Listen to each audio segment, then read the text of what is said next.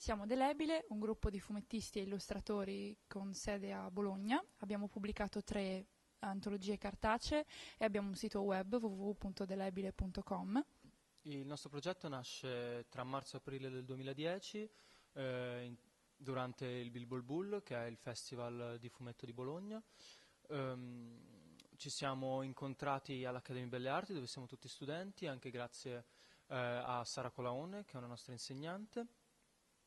Abbiamo iniziato a incontrarci, a collaborare, a confrontarci sui nostri lavori,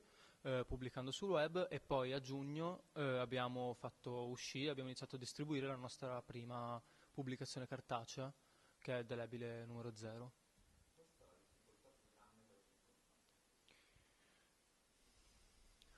Sicuramente abbiamo dovuto superare il fattore economico, ma ci ha aiutato il fatto che siamo tanti e quindi abbiamo potuto dividere le spese in più persone.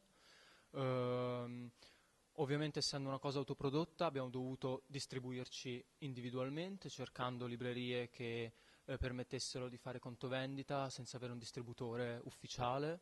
andando ai festival, cercando di diffonderci sul territorio e anche non solo vicino Bologna, grazie appunto ai festival, alle le città da cui proveniamo e mostre, incontri. Abbiamo in cantiere 2 pubblicazioni che non sono il numero 3 della nostra antologia, che usciranno rispettivamente a giugno di quest'anno in occasione del Festival Sismic di Sierre in Svizzera, che è una pubblicazione in bianco e nero di 40 pagine, per la prima volta è una storia unica e non sono racconti brevi, e un libro di illustrazioni completamente a colori che invece uscirà in occasione di Lucca Comics and Games 2011.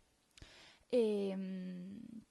con altri ragazzi del gruppo Teiera e del gruppo La Trama, che sono altri 2 gruppi che fanno autoproduzioni con sede a Bologna,